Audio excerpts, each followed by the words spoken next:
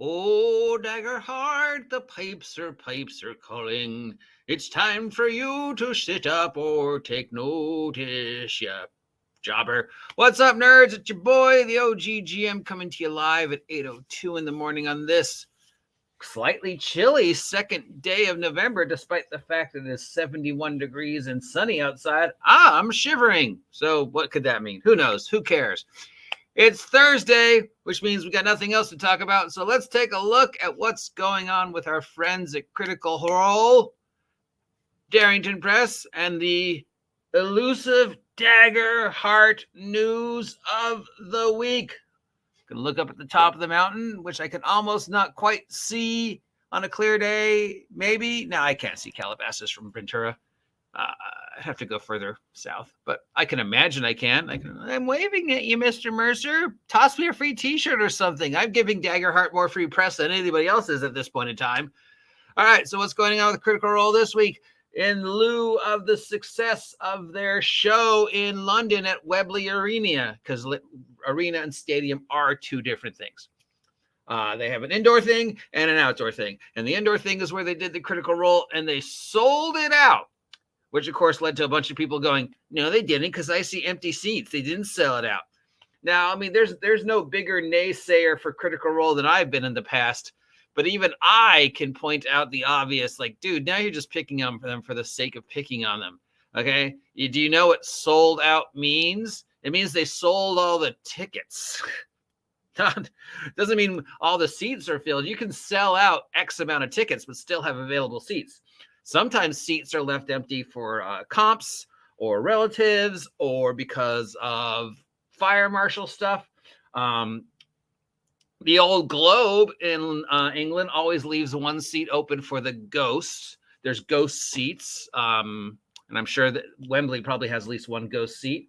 In fact, every theater I've ever worked at or been in had at least one ghost seat. By theater, I mean place you put on plays or whatever, not place you put on movies. So those empty seats mean nothing. They sold out. Those could even been the seats that got sold, but for whatever reason, the people didn't show because they were sick, or seats that were bought by scalpers or second-party ticket vendors in the thought that they would sell, but they, whatever. Wembley made its money, and it was sold out. So out of that, we've got some news. Sadly, no news regarding Dagger Heart. And considering Matt Colville announced that he is starting the Kickstarter for his game next month, we don't know. I mean, we know it's fantasy, cinematic fun, but we don't know if it's 5e or 4e or some mashup of 4e and 5e. Based upon what little I've seen, it's looking more like a sort of a love letter to 4e than a love letter to 5e, which is fine. Maybe Matt Colville can succeed where Wizards failed with a 4e retro clone of sorts, using the 5e window.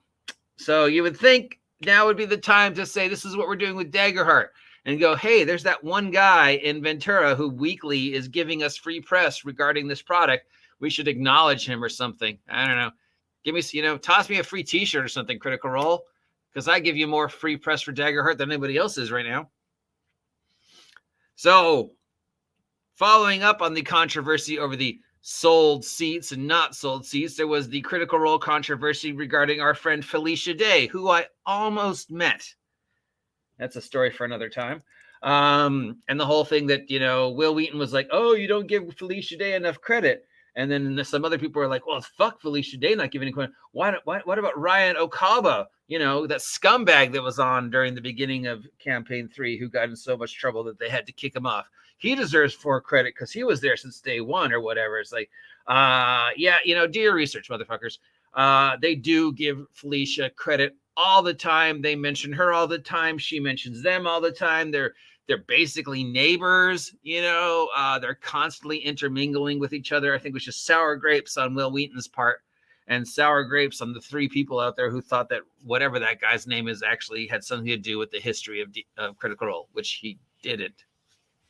The third story out of their live thing at Wembley was, is Critical Role and Baldur's Gate going to do a combined live play thing before the end of the year? And what would that mean if Critical Role did do a Baldur's Gate thing?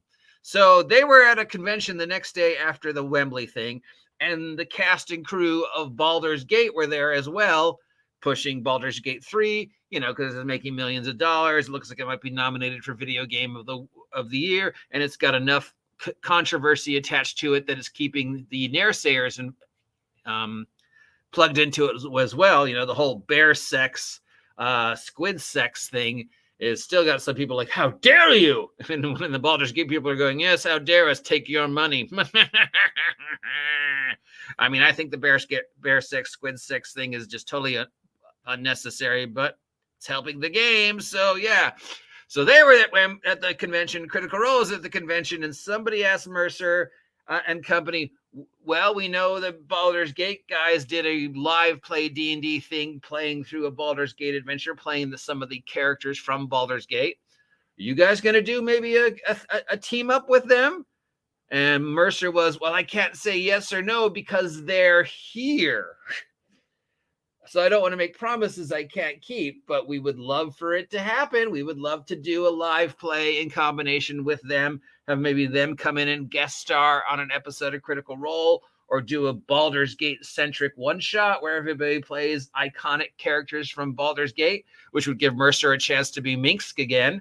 So yeah, that could happen. Do they have enough time to pull it off before January 1st?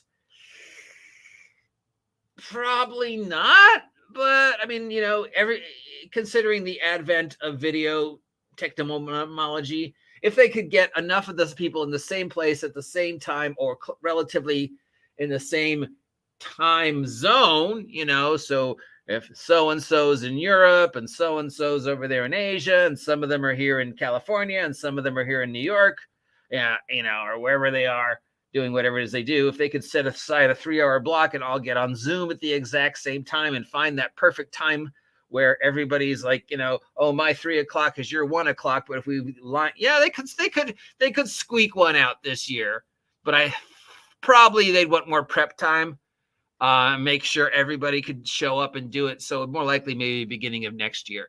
The question is, what system would they use? And would them doing a Baldur's Gate be the announcement that, yes, we're staying loyal to Wizards? Because, if the second that was announced that they might do that, the people were like, oh, that means they're going to stay loyal to Wizards. Fuck you, OSR.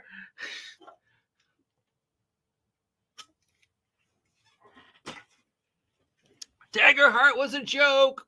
It was like, well, let me just remind you that Baldur's Gate 3, while in conjunction with Wizards, is technically not, it's a whole separate weird subdimension. So they could do a Baldur's Gate 3 game with some of the Critical Role staff and some of the staff from the video game Baldur's Gate 3 and not use D&D. They could use any system.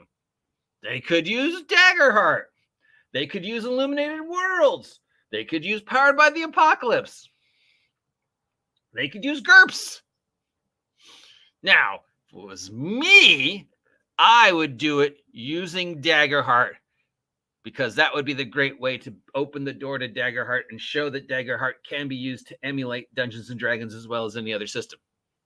Or Illuminated Worlds. That's what I would do. But I don't know. We'll see. We'll see. All right, numbers time. What are our Critical Role numbers this week? Okay. We had Critical Role Camp. When was the last time we were here? 21 days ago, 14 days ago. 7 days ago, we had the Might Nein Reunion, which was the thing they did in Wembley. That had 272K views for the first part. Wait, what? Did they do it twice? They got one that aired at 7 p.m. and one that aired at 12 a.m. and one that aired at 9 a.m. Was it a 3-part thing? Or did they just... This was 5 hours, 5 hours, and 5 hours. All right, I'm confused. So either they posted the same thing 3 times, and considering everybody... Yeah. Without going through all these, I'm just going to...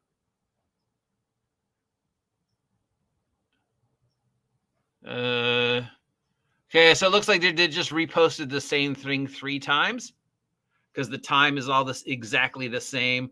5:56, 5:56, 5:56. So for whatever reason, they reposted it 3 times is best guess. Well, whatever. Comptometers. The 7 p.m. showing got 277K views. Think of it like you went to a movie. You got the 12 a.m. showing, the 7 p.m. showing. The 12 a.m. showing got 95.6K views. Obviously, 12 a.m. is not your time slot. And the 9 a.m. showing got 157K views on the Twitch. So it looks like timeline-wise, 7 p.m. is your 7 p.m., 8, 9, 10, 11, midnight, 5 hours. Maybe next time an hour earlier, but 7 p.m. seems to be the golden spot for them, at least according to Twitch. Let's see what YouTube has to say. On YouTube, we had Mitts Oversight Season 2, Episode 10 with 24K views. We had Mighty Nein Reunion, only one showing, which was 4 hours and 43 minutes. Interesting. And that had 349K views. It doesn't say what time they showed this one, though. And they had Mitts Season 2, Episode 11 with 12K views. I think it's safe to say Mitts is a failure, guys. On the other hand, 350K views now. 2 days ago. I don't know what time, though. Yes, people were definitely excited about the Mighty Nein Reunion more than anything else. Well, don't worry, folks, because also during the convention after the Wembley thing, they hinted at that they're going to be doing more Mighty Nein-centric things. We know there's going to be a Mighty Nein show on the Amazon next year, I guess, and maybe the continuation of Vox Machina. And there's going to be doing at least one more Mighty Nein Reunion special and some other things with the Mighty Nein. Now, you might be asking, well, why Mighty Nein? Because Mighty Nein technically was the sweet spot, I would think. It's the campaign that kind of got the most general popularity. It's the campaign where all the cosplayers started to come in, and we had all the love for Jester. Everybody fell in love with Laura Bailey's portrayal of Jester, and the cupcake thing became the huge meme. So I think, yeah, Jester and just the magic of the Mighty Nein run really seems to emulate with the fan base and the public awareness. Campaign 3 and Campaign 1, it's like, we know Vox Machina happened, and we know about Scanlan, but Jester! And we know Campaign 3 is happening, and we know about the lesbian and the thing and the killing off the gods, and maybe this is how but Jester!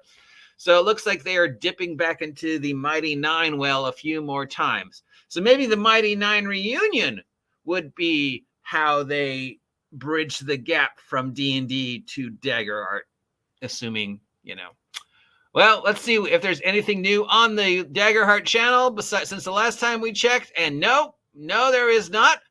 But at this point in time, I am giving the daggerheart.org more representation than the people who run it. You think they'd toss me some free shit or something? Thanks for all the free press, OGGM. We really appreciate you. Here's a t-shirt. And as we head on over to the webpage of Dagger Heart Awesomeness, that is the Darrington Press webpage, we see that it has not been updated since October 17th to inform us that the just in time for Halloween release of Candle Obscura is on the bench and it will be available November 14th. Because nothing says Halloween like November 14th. And again, why Victorian horror? I mean, it's obviously it's not selling. It's not getting you the views. I still don't understand why that would be the first one you toss out into the wilderness unless you want to see, does it float or does it sink? Let's toss out our take on Call of Cthulhu / Carnival Roll. We did this run through online. It's getting 24K average to 100K average views. We've got some hype for it. We definitely have people out there who say, I'm going to get it. So let's throw Candle Obscura out. And if it sells, we know we have an audience. And if it doesn't sell, well, I mean, no, that's stupid. What am I thinking? That's dumb thinking. Yeah. Candle Obscura should not be your tester for the waters to see if people are interested in that genre. It's a niche within a niche. Okay, Victorian Lovecraftian horror, Carnival Row, Urban Arcana is already a niche. And then you're throwing in a new niche, in a sub niche inside that niche with Candle Obscura as this is the first test of Illuminated Worlds. I think we can all agree that was a bad choice at this point, right? Does anybody think, yeah, that was the best choice for that system, to go with an obscure genre and then take the most obscure subgenre of that genre? I mean, it's a Carnival Row. It's Carnival Row, right? That was the name of the show on Amazon. I couldn't remember, with the Pixies and the magic and, Orlando Bloom and Keira Knightley, right? Or Shadow and Bone would be another example. So yes, Victorian Urban Arcana. Probably not the best choice. I mean, that's just such an obscure subgenre that if you don't attach it to a well-known IP, like if they'd done Shadow and Bone or whatever, or even just done Call of Cthulhu, but nope. So tossing it out on November 14th, right before the Black Friday sales and right before Christmas, to see if that's the game that people are going to buy, to let them know whether Illuminated Worlds has legs or not. Yeah, no, that wouldn't be it. I would have tossed out Fantasy first, or just tossed out the core rules first with a supplement, like GURPS and every other generic system has done. But you decided to be different, didn't you, Critical Role? So that brings us up to now at 15 minutes with the Critical Role news / Candle Obscura Dagger Heart news. In regards to Dagger Heart, still no new news. Candle Obscura hitting the market November 14th. Is there going to be a Critical Role / Baldur's Gate live play combined of some form in 2024? And if so, does that mean they're staying loyal to Wizards of the Coast or not? I'm going to say no. Why will we see more Mighty Nein? And if so, why Mighty Nein? Why is Mighty Nein? Because it's kind of sort of weirdly kind of the most least well recognized and maybe the most popular. I don't know. I'm not in a position to say 100% sure which of the three shows is getting them the most, but there was a lot of love for Mighty Nein and especially a lot of love for Jester. So that's got to play a part into why they're sort of dipping back into the Mighty Nein well. As for the Felicia Day, whatever the other name of the guy is, who people are like, oh, you need to give him credit. And it's like, no, they don't. The guy was a piece of shit. Again, that's bullshit. I don't know what Will Wheaton or any of those other people are talking about. They say thanks and acknowledge Felicia all the time, and she acknowledges them all the time. So that brings us to where we are today, which is that we still know very little about what the plans are for Darrington Press and Dagger Heart and Critical Role in 2024, and their position within the upcoming. Are they going to stay loyal to Wizards of the Coast and be the torchbearers for 2024 D&D, or are they going to do what we are all predicting they're going to do, except for 3 or 4 people out there who are saying no, they're not? Are they going to finally admit, yes, we're done with Wizards, we're all behind Dagger Heart and Illuminated Worlds?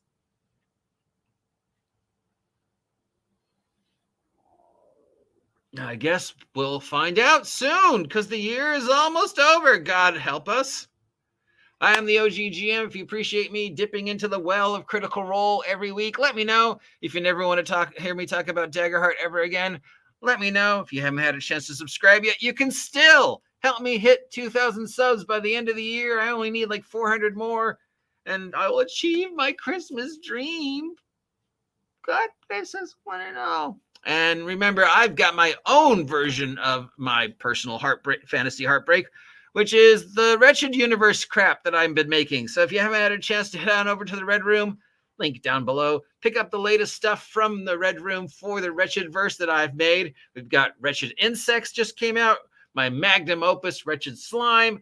The physical version of Good Guys Always Lose is available right now, and it looks awesome. So yeah, it's a good time to be wretched. I'll talk to y'all later. Stay safe out there. Happy holidays.